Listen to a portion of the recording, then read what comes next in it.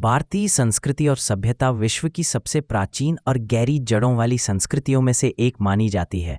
वेद, उपनिषद, रामायण, महाभारत और पुराणों जैसे ग्रंथों ने इस संस्कृति की नींव रखी।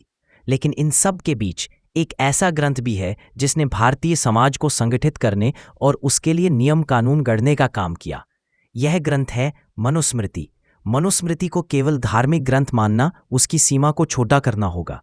वास्तव में यह प्राचीन भारत का सामाजिक और विधिक संविधान कहा जा सकता है। यह वह ग्रंथ था जिसने समाज को वर्णों में विभाजित किया, जीवन के नियम बनाए, विवाह और परिवार की व्यवस्था समझाई और राजा तथा प्रजा के संबंधों को स्पष्ट किया। आज हम इस एपिसोड में विस्तार से जानेंगे कि मनुस्मृति क्या है, इसका इतिहास क्या है, इसमें क्या कहा गया है, इसकी आलोचना क्यों हुई और आधुनिक भारत में इसकी क्या प्रासंगिकता है। मनुस्मृति का नाम मनु से लिया गया है। हिंदू परंपरा में मनु को आदि पुरुष और मानव जाति का प्रथम राजा माना गया है। पुराणों के अनुसार ब्रह्मा ने सृष्टि की रचना के लिए मनु को उत्पन्न किया। मनु ने न केवल शासन किया बल्कि समाज को दिशा देने के लिए नियम भी बनाए और यही नियम मनुस्मृति के रूप में संग्रहित किए गए। इसे संस्कृत के श्लोकों में लिखा गया और विद्वानों के अनुसार इसका संकलन लगभग 200 ईसा पूर्व से 200 ईस्वी के बीच हुआ। इस काल में भारतीय समाज कृषि केंद्रित था और संगठित शासन की आवश्यकता थी। मनुस्मृति ने इसी आवश्यकता को पूरा किया और लोगों के लिए आचार विचार और जीवन शैली की स्पष्ट रूपरेखा प्रस्तुत की। मनुस्मृति में सबसे महत्वपूर्ण विषय वर्ण व्यवस्था है। समाज को 4 वर्गों में बांटा गया: ब्राह्मण, क्षत्रिय, वैश्य और शूद्र। प्रत्येक वर्ण के कर्तव्य अलग अलग तय किए गए थे।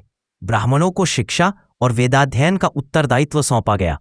क्षत्रियों का काम था शासन और प्रजा की रक्षा। वैश्य कृषि और व्यापार में संलग्न रहते थे, जबकि शूद्रों का कार्य सेवा और श्रम करना था। यह व्यवस्था समाज के संगठन और श्रम विभाजन के आधार पर की गई थी।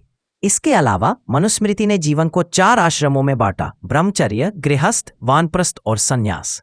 ब्रह्मचर्य आश्रम में शिक्षा और विद्या की प्राप्ति पर बल दिया गया। गृहस्थ आश्रम में विवाह, परिवार और समाज सेवा पर जोर था।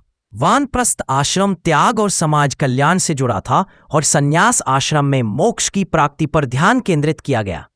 महिलाओं के संबंध में मनुस्मृति के विचार अत्यंत विवादित रहे हैं। इसमें कहा गया कि स्त्री को स्वतंत्रता नहीं दी जानी चाहिए और उसे अपने जीवन में पिता, पति या पुत्र के अधीन ही रहना चाहिए। लेकिन दूसरी ओर यह भी कहा गया कि जहां नारी का सम्मान होता है वहां देवता भी निवास करते हैं। इस प्रकार स्त्रियों के संदर्भ में इसमें 2 विरोधाभासी दृष्टिकोण मिलते हैं। न्याय और दंड व्यवस्था पर भी मनुस्मृति ने गहराई से विचार किया। चोरी, झूठ बोलना, व्यभिचार और हिंसा जैसे अपराधों के लिए कठोर दंड निर्धारित किए गए। राजा और प्रजा के संबंधों पर भी विस्तृत प्रावधान मिलते हैं। राजा को धर्म के अनुसार शासन करने और प्रजा सुनिश्चित करने की सलाह दी गई। मनुस्मृति का सबसे बड़ा सकारात्मक पक्ष यह है कि इसने समाज को एक संरचना और व्यवस्था दी। यह भारत का पहला ऐसा ग्रंथ था जिसने लिखित रूप में विधिक नियमों का संकलन किया। इसमें शिक्षा, विवाह, न्याय और परिवार जैसी संस्थाओं की स्पष्ट परिभाषा दी गई। मनुस्मृति ने जीवन के 4 पुरुषार्थ धर्म, अर्थ, काम और मोक्ष को मानव जीवन का आधार माना। इसके अलावा इसमें सत्य बोलने, दान करने, तपस्या करने और अहिंसा जैसे सद्गुणों पर बल दिया गया। इस दृष्टि से मनुस्मृति ने समाज को नैतिक दिशा प्रदान करने का प्रयास किया। मनुस्मृति जितनी महत्वपूर्ण है उतनी ही विवादित भी रही है। इसका सबसे बड़ा विवाद वर्ण व्यवस्था और स्त्रियों की स्थिति को लेकर है। आलोचकों का कहना है कि मनुस्मृति ने जातिगत भेदभाव और असमानता को बढ़ावा दिया। शूद्रों और स्त्रियों के प्रति कठोर नियमों के कारण इसे अन्यायपूर्ण माना गया। डॉक्टर भीमराव अंबेडकर ने 1927 में मनुस्मृति की प्रतियां सार्वजनिक रूप से जलाकर इसका विरोध किया। उनका मानना था कि यह ग्रंथ सामाजिक असमानता और छुआछूत की नींव है। हालांकि कई विद्वानों का यह भी मानना है कि आज जो मनुस्मृति हमारे पास उपलब्ध है वह मूल स्वरूप नहीं है। इसमें समय समय पर कई संशोधन और बदलाव किए गए। संभव है कि मूल मनुस्मृति अपेक्षाकृत उदार रही हो, लेकिन बाद के काल में कुछ कठोर प्रावधान जोड़ दिए गए हों। इसलिए इस पर अंतिम निर्णय देना कठिन है।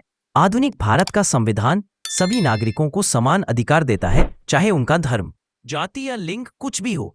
इस दृष्टि से मनुस्मृति की कई बातें आज स्वीकार्य नहीं है, लेकिन इसका अर्थ यह नहीं कि मनुस्मृति पूरी तरह अप्रासंगिक है। इसके सकारात्मक विचार जैसे सत्य, दान, शिक्षा का महत्व और नैतिक आचरण आज भी समाज को दिशा दे सकते हैं। विद्वानों का मानना है कि हमें मनुस्मृति को आज के कानून की तरह नहीं बल्कि एक ऐतिहासिक दस्तावेज के रूप में देखना चाहिए। यह ग्रंथ हमें बताता है कि प्राचीन भारतीय समाज कैसा था और समय के साथ उसमें कैसे बदलाव हुए। मनुस्मृति को यदि हम एक दर्पण माने तो यह हमें प्राचीन भारतीय समाज का स्पष्ट चित्र दिखाती है। इसमें अच्छाइयां भी हैं और कमियां भी। एक ओर यह समाज को व्यवस्था और अनुशासन देती है, दूसरी ओर इसमें असमानता और भेदभाव की झलक भी मिलती है। आज के समय में हमें इससे यह सीखना चाहिए कि समाज हमेशा बदलता है और समय की आवश्यकता के अनुसार नियम भी बदलने चाहिए। भारतीय संविधान ही आज का सच्चा धर्मशास्त्र है, जो सभी को समान अधिकार और अवसर प्रदान करता है। लेकिन मनुस्मृति का अध्ययन हमें इतिहास को समझने और भविष्य को बेहतर बनाने की प्रेरणा देता है। यही इस ग्रंथ का वास्तविक महत्व है। अगर आपको वीडियो पसंद आया हो तो इसे लाइक करें, साझा करें और ऐसे ही धर्म, संस्कृति और शास्त्रों से जुड़े गहन विषय सुनने के लिए हमारे चैनल सनातन शास्त्र को सब्सक्राइब करना न भूलें।